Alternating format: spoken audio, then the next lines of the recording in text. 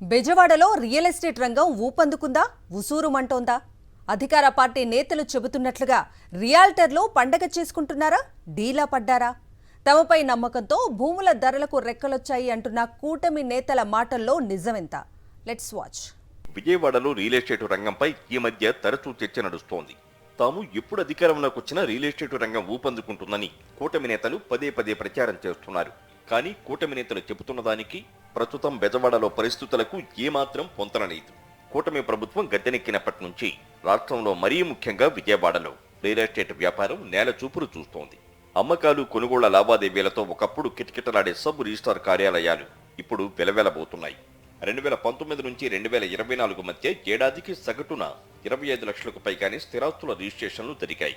కానీ కూటమి ప్రభుత్వం అధికారంలోకి వచ్చిన నాటి నుంచి నేటి వరకు 20 లక్షలు కూడా దాటని పరిస్థితి ఏర్పడింది. వాస్తవానికి ఏటా రిజిస్ట్రేషన్ల సంఖ్య పెరుగుతూ ఉండాలి.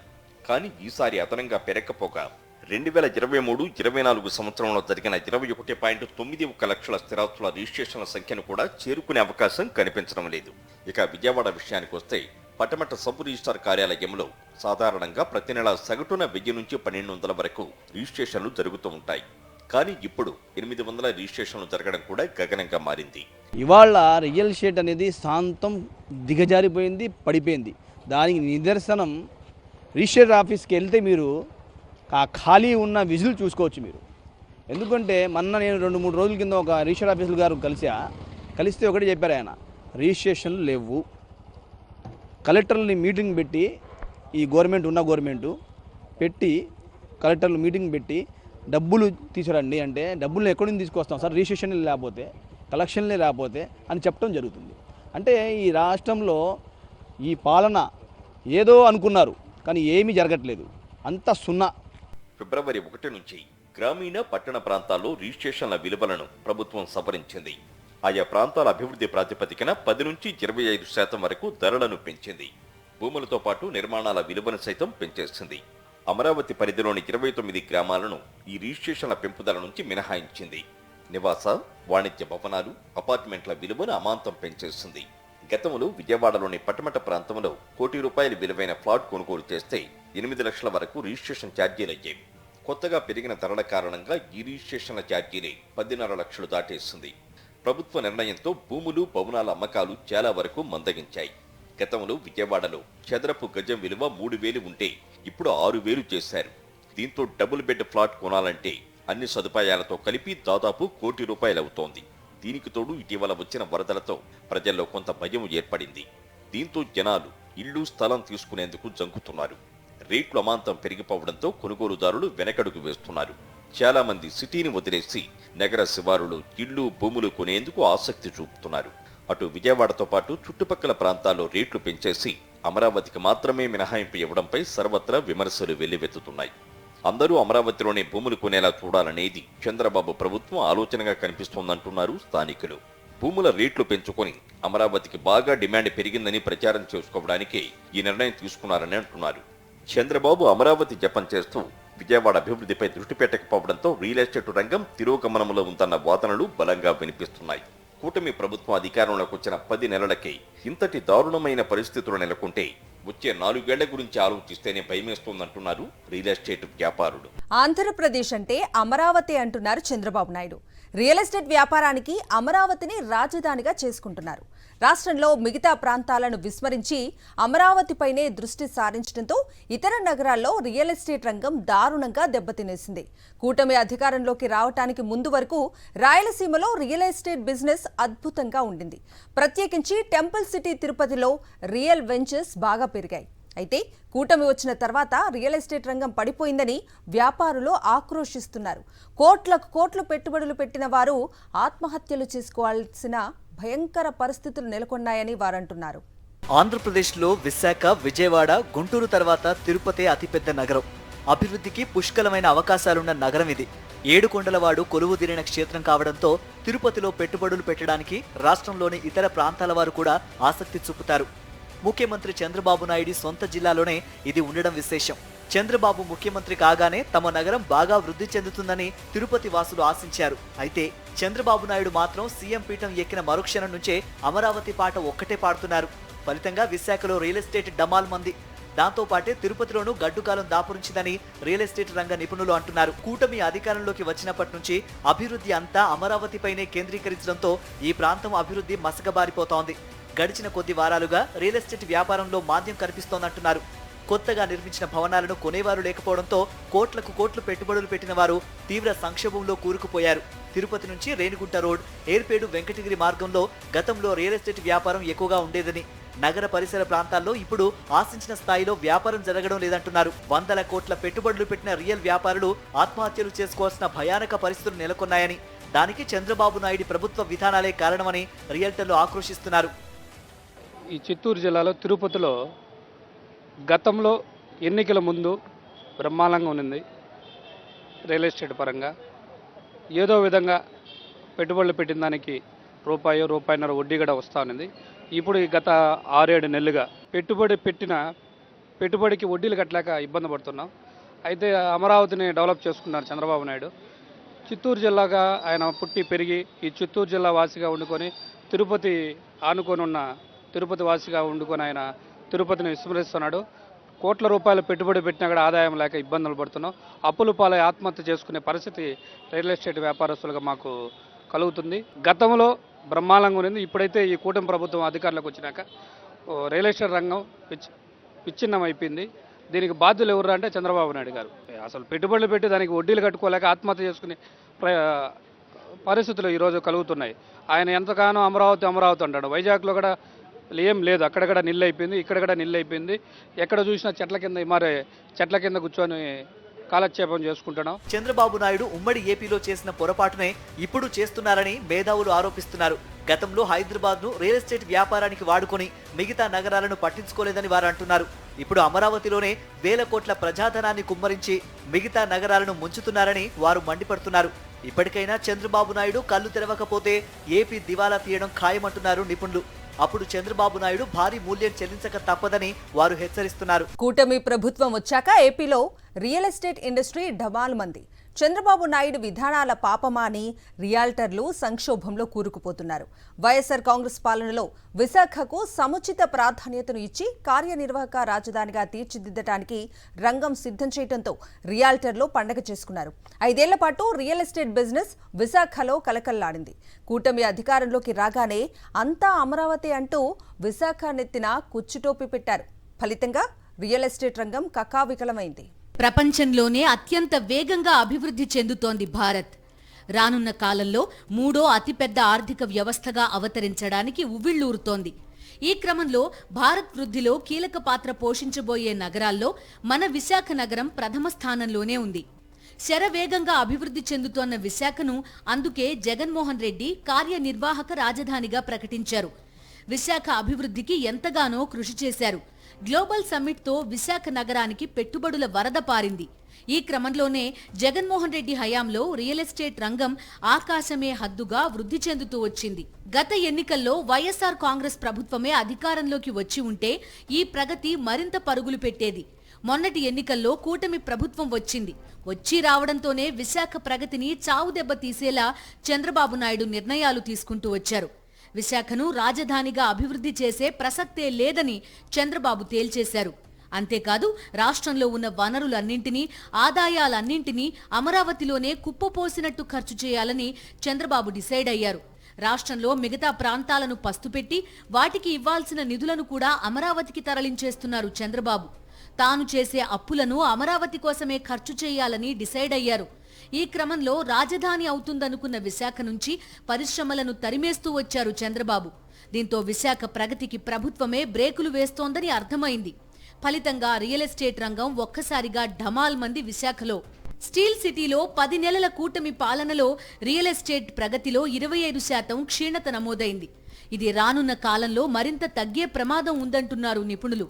విశాఖలో రియల్ వ్యాపారం తీరు ఎలా ఉందంటే కొనబోతే కొరివి, అమ్మబోతే అడవి అన్నట్టు తయారైంది. వందల కొద్ది అపార్ట్మెంట్లు అమ్ముడు కాకుండా ఖాళీగా ఉండిపోతున్నాయి. ఇలాంటి గోస్ట్ అపార్ట్మెంట్స్ సంఖ్య నెలనెలా పెరిగిపోతోంది. అపార్ట్మెంట్లలో ఫ్లాట్స్ బుక్ చేసుకుని అడ్వాన్స్లు ఇచ్చిన వారు సైతం వెనక్కిపోతున్న పరిస్థితులు విశాఖలో రియల్టర్లను కంటతడి పెట్టిస్తున్నాయి. రియల్ ఎస్టేట్ రంగంలో మాంద్యానికి చంద్రబాబు నాయుడు నేతృత్వంలోని కూటమి ప్రభుత్వ విధానాలే కారణమని రియల్టర్లు ఆరోపిస్తున్నారు. ఉచిత ఇసుక పథకం తెస్తామని నమ్మబలికిన చంద్రబాబు అనధికారికంగా ఇసుక దందాను తమ పార్టీ శ్రేణుల గుప్పిట్లో పెట్టేశారు. ఇప్పుడు ఏపీలో ఇసుక దొరకడం లేదు. ఫలితంగా నిర్మాణాలు కుంటుపడుతున్నాయి. దానివల్ల నిరుపేదలకు కూలి పనులు కూడా దొరకడం లేదు. గతంలో కన్నా ఎక్కువ డబ్బులు చెల్లించుకుంటేనే కానీ ఇసుక రావడం లేదు. ఇసుకతో పాటు ఇతర నిర్మాణ సామగ్రి ధరలు పెరిగిపోయాయి. దీంతో రియల్టర్లు చేతులెత్తేసే పరిస్థితులు నెలకొన్నాయి. నేను 10 ఇయర్స్ నుంచి వైజాగ్లో ప్రాజెక్టులు చేశాను. ఇప్పుడున్న పరిస్థితి అయితే రెడీ టు ఆక్యుపై కూడా కొనే పరిస్థితి అయితే లేదు. బాగా బిల్డర్స్ అందరూ చాలా ఇబ్బంది పడుతున్నారు. దానికి గవర్నమెంట్ పరంగా వచ్చేసి రిజిస్ట్రేషన్ ఛార్జెస్ ఒకటి పెంచినాయి. అలాగే సిమెంటు, ఇసుక, ఐరన్ చాలా కాస్ట్ అయిపోతున్నాయి కాబట్టి బిల్డర్ కూడా వర్కౌట్ అవ్వట్లేదు. అంతా కాస్ట్ పెరిగిపోయినాయి. రెడీ టు ఆక్యుపై అయితేనే జనం కొంటున్నారు. అంత పెట్టి బిల్డరు ఇచ్చేయాలంటే మొత్తం కట్టి అమ్మాలంటే బిల్డరు చాలా అప్పులు చేసే పరిస్థితి అయిపోయింది. దానివల్ల ప్రభుత్వం ఏదో ఒక విధంగా ఈ రోడ్లు కానీ ఇవన్నీ డెవలప్మెంట్ చేసి బిల్డర్స్ని ఆదుకోవాల్సిందిగా కోరుతున్నాం. నిర్మాణ వ్యయం దారుణంగా పెరిగిపోతోంది. దీంతో మధ్యతరగతి ప్రజలు ఇళ్ల కొనుగోలుపై ఆసక్తి చూపలేకపోతున్నారు. నిర్మాణాలు పూర్తి చేసుకున్న ఫ్లాట్స్ అమ్ముడుపోక రియల్టర్లు తాము చేసిన అప్పులపై వడ్డీలు పెరిగిపోయి దివాళా తీస్తున్నారు. ప్రభుత్వం జోక్యం చేసుకోకపోతే పరిస్థితి మరింత భయంకరంగా ఉంటుందని రియల్టర్లు అంటున్నారు. ఇప్పుడు భయపడుతున్నారు సార్. ఏంటి గంటకు ఇక్కడ ఐటీ హబ్ వస్తుంది. అక్కడే ప్రజెంట్ వైజాగ్లో కొద్ది గొప్ప వ్యాపారం జరుగుతుంది. అది కూడా మధురవాడలో పర్టికులర్గా ఉంది. అది ఐటీ హబ్. ఇలాగ మన భోగాపురం ఎయిర్పోర్టు ఇవన్నీ అప్పుడే జగన్మోహన్ రెడ్డి గారి టైంలో ఒకప్పుడు రాజధాని వస్తుందని ఒక ఆశ జనాలకు చాలా ముందుకు వెళ్ళేది. ఆ ఎఫెక్ట్ కూడా జనాలు ఉండి చాలామంది ఇన్వెస్ట్ చేశారు. ఇన్వెస్ట్ చేసిన వాళ్ళు కూడా ఇప్పుడు కొత్త చేసి మధ్యలో వదిలేశారు. తర్వాత వేరే దగ్గరికి వెళ్ళిపోయారు. మళ్ళీ ఇక్కడ కొనలేక అక్కడ కొనలేక మధ్యలో తపతపలాడి ఏం చేస్తున్నారు, వాళ్ళకి కూడా ఇన్వెస్టర్లు ఇబ్బంది పడుతున్నారు. అలాగే బిల్డర్లు ఇబ్బంది పడుతున్నారు. పనివాడు కానీ పని దొరకట్లేదు. విశాఖలో రియల్ ఎస్టేట్ వ్యాపారం నేలచూపులు చూస్తోంది. ఇంతటి డౌన్ ఫాల్ కి కూటమి ప్రభుత్వ విధానాలే కారణమని రియల్టర్లు ఆక్రోశిస్తున్నారు. కూటమి అధికారంలోకి వచ్చిన వెంటనే భూముల ధరలు పెంచడంతో పాటు శరవేగంగా అభివృద్ధి చెందుతున్న విశాఖ నగరానికి ప్రభుత్వం ప్రాధాన్యత తగ్గించడం మరో కారణంగా స్పష్టమవుతోంది. అభివృద్ధి అంతా ఒకే చోట కేంద్రీకరిస్తే పరిణామాలు ఎలా ఉంటాయో ఇప్పుడు చూస్తున్నామని రియల్ రంగ నిపుణులు అంటున్నారు. తీవ్ర ఒడిదుడుకులను ఎదుర్కొంటున్నటువంటి రియల్ ఎస్టేట్ రంగానికి ప్రభుత్వం కొన్ని వెసులుబాట్లు ఇస్తూ అభివృద్ధి పరంగా ఊతమివ్వాలని రియల్ ఎస్టేట్ వ్యాపారస్తులు విజ్ఞప్తి చేస్తున్నారు. ఇప్పటికే అంతర్జాతీయ నగరంగా విశాఖ అభివృద్ధి చెందుతున్న నేపథ్యంలో రియల్ ఎస్టేట్ రంగం నేల చూపులు చూడడం, గడ్డు కాలాన్ని ఎదుర్కోవడం తీవ్రమైనటువంటి అంశంగా ప్రభుత్వం పరిగణించాలి. వెంటనే ఆ దిశగా అడుగులు వేసి రియల్ ఎస్టేట్ రంగాన్ని మళ్ళీ అభివృద్ధి బాటలో నడిపించాలని విజ్ఞప్తి చేస్తున్నారు. ఎప్పటికైనా ప్రభుత్వం స్పందిస్తుందా లేదా అనేది వేచి చూడాలి. వీడియో జర్నలిస్ట్ రమేష్ రెడ్డితో కలిసి అనిల్, సాక్షి టీవీ, విశాఖ నుంచి. విజయనగరం జిల్లాలో రియల్ ఎస్టేట్ మార్కెట్ తిరోగమనంలో ఉన్నట్లు మార్కెట్ వర్గాలు ఆందోళన వ్యక్తం చేస్తున్నాయి. ఒకప్పుడు భూమి మీద పెట్టుబడి పెట్టడం తెలివైన నిర్ణయమని, అవసరానికి రెట్టింపు డబ్బులు వస్తాయని భావించేవారు. ఇప్పుడు అవసరానికి భూమి అమ్ముడుపోని పరిస్థితి ఒకవైపు, 3 ఏళ్లైనా ధర పెరగని దుస్థితి మరోవైపు కనిపిస్తోందని మార్కెట్ వర్గాలు, స్థల యజమానులు అంటున్నారు.